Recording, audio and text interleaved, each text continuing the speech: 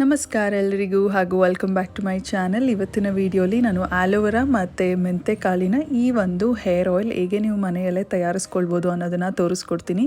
ಹಾಗೂ ಈ hair oil ನೀವು ರೆಗ್ಯುಲರಾಗಿ ಹಚ್ಚೋದ್ರಿಂದ ಕೂದಲಿನ ಸ್ಕ್ಯಾಲ್ಪ್ ಮೇಲಿರೋ ಡೆಡ್ ಸ್ಕಿನ್ಸ್ ಎಲ್ಲ ಹೋಗಿ ಕೂದಲು ಕೂಡ ಸ್ಮೂತ್, ಶೈನಿ ಮತ್ತು ಮ್ಯಾನೇಜಬಲ್ ಆಗುತ್ತೆ. ಹೇರ್ ಗ್ರೋತ್ ಕೂಡ ಚೆನ್ನಾಗಾಗುತ್ತೆ, ಡ್ಯಾಂಡ್ರಫ್ ಕೂಡ ಕಡಿಮೆ ಆಗುತ್ತೆ. ಸೊ ಬನ್ನಿ ನೋಡ್ಕೊಂಡು ಬರೋಣ ಈ ಒಂದು ಅಮೇಝಿಂಗ್ ಹೇರ್ ಆಯಿಲ್ ಹೇಗೆ ನೀವು ಮನೆಯಲ್ಲೇ ತಯಾರಿಸ್ಕೊಳ್ಬೋದು by using completely organic ingredients. So ಇದಕ್ಕೆ ಫಸ್ಟ್ ಆ್ಯಂಡ್ ಫಾರ್ಮೋಸ್ಟ್ ಇದು ಆಲೋವೆರಾ ಆಯಿಲ್ ಅಂತಾನೆ ನಾನು ಇದನ್ನು ಕರೆಯೋದ್ರಿಂದ ಇದರಲ್ಲಿ ಹೆಚ್ಚಿನ ಪ್ರಮಾಣದ ಆಲೋವೆರಾ ಜೆಲ್ ಯೂಸ್ ಮಾಡ್ತಿದ್ದೀನಿ. ಇದು ನ್ಯಾಚುರಲ್ ಆಲೋವೆರಾ ಜೆಲ್, ಗಿಡದ ಎಲೆ ಏನಿದೆ ಆಲೋವೆರಾ ಎಲೆ, ಸೊ ಅದರ ಸೈಡ್ಸಲ್ಲಿರೋ ಮುಳ್ಳನ್ನೆಲ್ಲ ತೆಗೆದಿಟ್ಕೊಂಡು ಅದರಲ್ಲಿ ಎಷ್ಟು ಈ ಎಲ್ಲೋ ಜೆಲ್ ಥರ ಬರುತ್ತೆ ನೋಡಿ, ಕಟ್ ಮಾಡಿದ ತಕ್ಷಣ ಅದನ್ನೆಲ್ಲ ತೆಗೆದುಕೊಂಡು ಆಮೇಲೆ ನಾನು ಅದರಲ್ಲಿರೋ ಆಲೋವೆರಾ ಜೆಲ್ನ ಸ್ಕ್ರೇಪ್ ಮಾಡಿ ಇಟ್ಕೊಂಡಿದ್ದೀನಿ.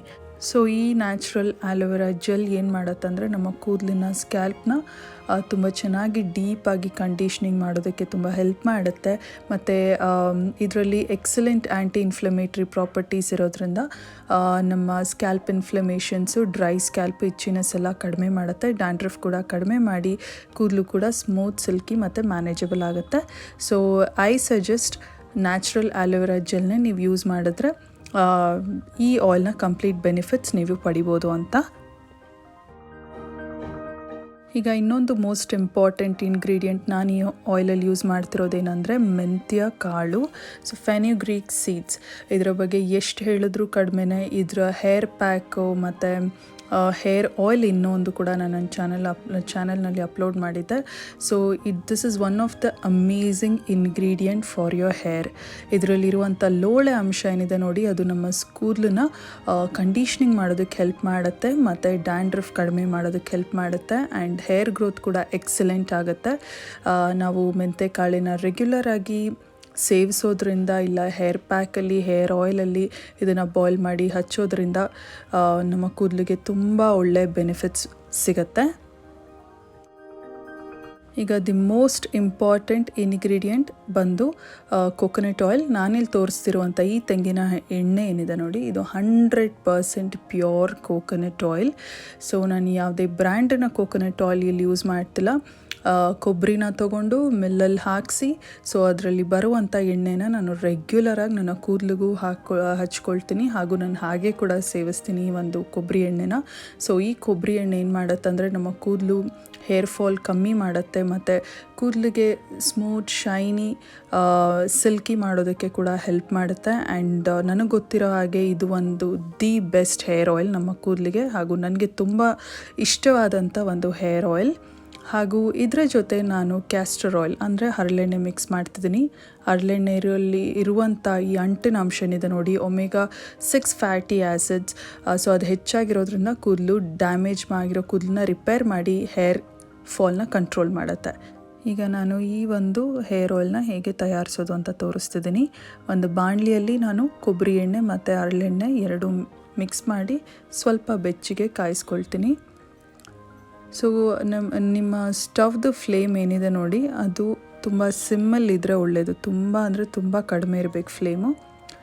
ಈಗ ಇನ್ನೊಂದು ಮುಖ್ಯವಾದ ವಿಷಯ ಅಂದರೆ ಕೊಬ್ಬರಿ ಎಣ್ಣೆನೇ ಬರೀ ಫಸ್ಟಲ್ಲಿ ಕುದಿಸ್ಕೊಂಡು ಆಮೇಲೆ ಲಾಸ್ಟಲ್ಲಿ ನಾವು ಎಣ್ಣೆ ಹಚ್ಚುವಾಗ ಕ್ಯಾಸ್ಟರ್ ಆಯಿಲ್ ಅಂದರೆ ಹರಳೆಣ್ಣೆ ಮಿಕ್ಸ್ ಮಾಡ್ಕೊಳ್ಬೋದು. ನಾನಿಲ್ಲಿ ಎರಡೂ ಒಟ್ಟಿಗೆ ಹಾಕ್ಕೊಳ್ತೀನಿ. ಸೊ ನೀವು ಎರಡರಲ್ಲಿ ಯಾವ್ದು ಬೇಕಾದರೂ ಮಾಡ್ಬೋದು. ಈಗ ಇದರಲ್ಲಿ ನಾನು ಆಲೋವೆರಾ ಮತ್ತು ಮೆಂತೆಕಾಳಿನ ಲೈಟಾಗಿ ಪುಡಿ ಮಾಡ್ಕೊಂಡಿದ್ದೀನಿ. ತುಂಬ ಜಾಸ್ತಿ ಪುಡಿ ಮಾಡ್ಕೊಂಡಿಲ್ಲ ಮೆಂತೆಕಾಳನ್ನು, ಜಸ್ಟ್ ಲೈಟಾಗಿ. ಸೊ ಅದರಿಂದ ಅದರ ಲೋಳೆ ಅಂಶ ಎಲ್ಲ ಇನ್ನೂ ಅತಿ ಹೆಚ್ಚಾಗಿ ಬೇಗ ಬಿಡುತ್ತೆ ಅಂತ. ಈಗ ಇದನ್ನು ಸಿಮ್ಮಲ್ಲೇ ಇಟ್ಕೊಂಡು ಕುದಿಸ್ಕೊಳ್ತೀನಿ. ಇದು ಕ್ಯಾಸ್ಟರ್ ಆಯಿಲ್ ಹಾಕಿರೋದ್ರಿಂದ ಮತ್ತು ಆಲೋವೆರಾ ಜೆಲ್ ಹಾಕಿರೋದ್ರಿಂದ ನೊರೆ ಅತಿ ಹೆಚ್ಚಾಗಿ ಬರುತ್ತೆ. ಅದಕ್ಕೋಸ್ಕರ ನಾನು ಇನ್ನೂ ಒಂದು ಸ್ವಲ್ಪ ದೊಡ್ಡ ಕಡಾಯಲ್ಲಿ ಟ್ರಾನ್ಸ್ಫರ್ ಮಾಡ್ಕೊಂಡಿದ್ದೀನಿ. ಸೊ ಇದನ್ನು ಎಣ್ಣೆಯಲ್ಲೇ ಈ ಆಲೋವೆರಾ ಮತ್ತು ಮೆಂತೆ ಎರಡು ಚೆನ್ನಾಗಿ ಕುದಿಸ್ಕೊಳ್ಬೇಕಾಗತ್ತೆ, ತುಂಬ ಲೋ ಫ್ಲೇಮಲ್ಲಿ. ಹಾಗೆ ಬೇಯ್ತಾ ನೊರೆ ಜಾಸ್ತಿಯಾಗಿ ಅದಾಗದೇ ಕೂಡ ಕಡಿಮೆ ಆಗುತ್ತೆ. ಸೊ ಒಂದು 5-7 ನಿಮಿಷವರೆಗೂ ಚೆನ್ನಾಗಿ ಕುದಿಸ್ಕೊಳ್ಳಿ ಸಿಮ್ಮಲ್ಲಿ. ಜಾಸ್ತಿ ಇಟ್ಟರೆ ಬೇಗ ಅದು ಸೀದೋಗೋ ಚಾನ್ಸಸ್ ಇರುತ್ತೆ. ಸೊ ಅದಕ್ಕೋಸ್ಕರ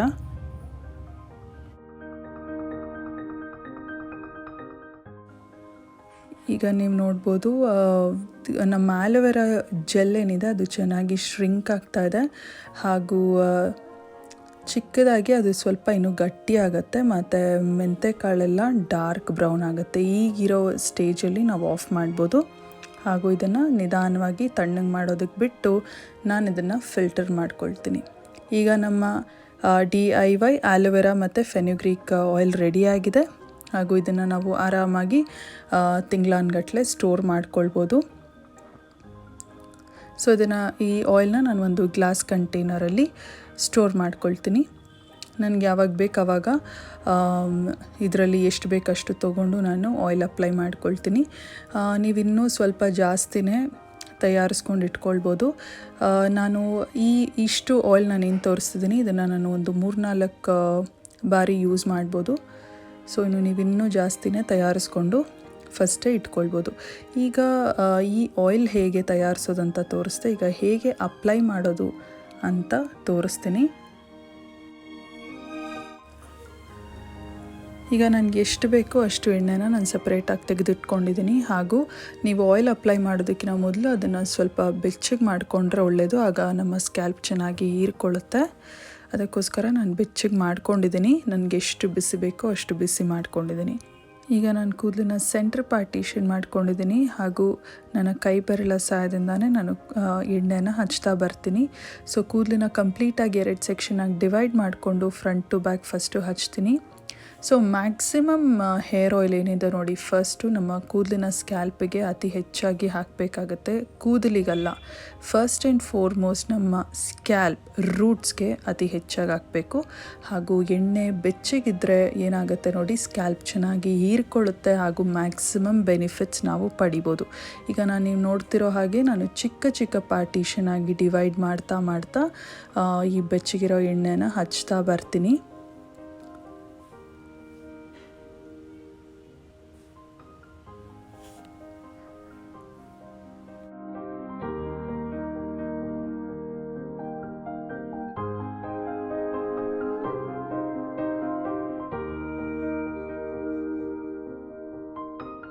ಇದನ್ನು ಎಳೆದಿಟ್ಕೊಂಡು ಫ್ರಂಟ್ ಸೆಕ್ಷನಲ್ಲಿ ನೋಡಿ ಈ ರೀತಿ ಹಾಕ್ತೀನಿ.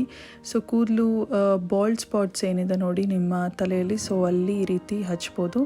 ಹಾಗೂ ನಾನು ಜೆಂಟಲಾಗಿ ಪ್ರೆಷರ್ ಕೂಡ ಕೊಡ್ತಾ ಬರ್ತೀನಿ ನನ್ನ ಸ್ಕ್ಯಾಲ್ಪ್ ಮೇಲೆ. ಹಾಗೆ ಮುಖ್ಯವಾಗಿ ಕೂದಲಿನ ಟಿಪ್ ಕೂಡ ಚೆನ್ನಾಗಿ ಹಾಕಬೇಕಾಗತ್ತೆ, ಯಾಕಂದರೆ ಅಲ್ಲಿ ಡ್ರೈ ಆಗುತ್ತೆ ಜಾಸ್ತಿ.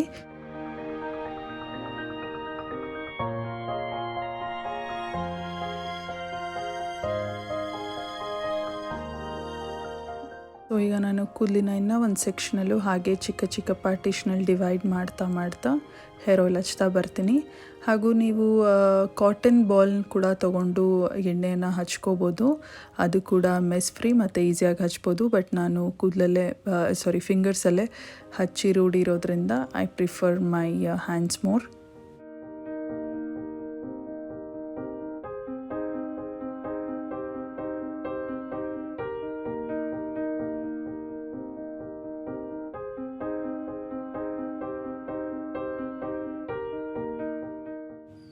ಈಗ ಸೇಮ್ ಟಿಪ್ಸಿಗೆ ಅಪ್ಲೈ ಮಾಡ್ತಿದ್ದೀನಿ.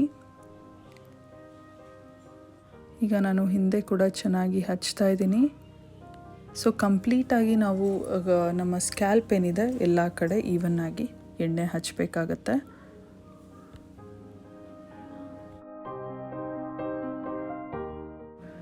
ಈಗ ನಾನು ಒಂದೊಳ್ಳೆ ಮಸಾಜ್ ಕೊಡ್ತೀನಿ. ಸೊ ಮಸಾಜ್ ಮಾಡೋದ್ರಿಂದ ಬ್ಲಡ್ ಸರ್ಕ್ಯುಲೇಷನ್ ಇಂಪ್ರೂವ್ ಮಾಡುತ್ತೆ ನಮ್ಮ ಸ್ಕ್ಯಾಲ್ಪಲ್ಲಿ, ಹಾಗೂ ಇದರಿಂದ ಹೇರ್ ಫಾಲಿನ ಸಮಸ್ಯೆ ಕಡಿಮೆ ಆಗುತ್ತೆ ಮತ್ತು ನಮಗೂ ಕೂಡ ಒಳ್ಳೆ ರಿಲೀಫ್ ಕೊಡುತ್ತೆ. ಸೊ ವಿತೌಟ್ ಫರ್ಗೆಟ್ಟಿಂಗ್ ಅಟ್ಲೀಸ್ಟ್ ಒಂದು 5-10 ಮಿನಿಟ್ಸ್ ಮಸಾಜ್ ಮಾಡ್ಕೊಳ್ಳಿ. ಮನೆಯಲ್ಲಿ ಯಾರಾದರೂ ಇದ್ದರೆ ಅವರ ಹೆಲ್ಪ್ ಕೂಡ ತೊಗೊಳ್ಬೋದು.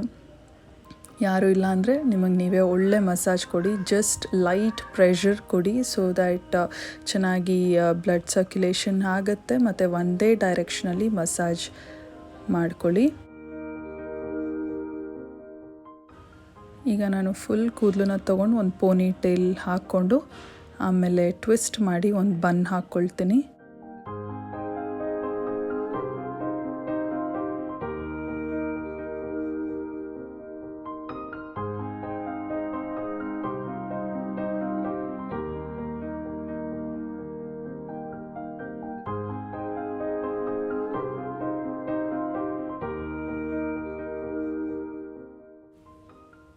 ಸೊ ಈ ಬನ್ ಏನಿದೆ ನೋಡಿ ಹಾಗೇ ಇರುತ್ತೆ, ಹೇಗೆ ಹಾಕಿದ್ದೀನಿ ಹಾಗೇ ಇರುತ್ತೆ.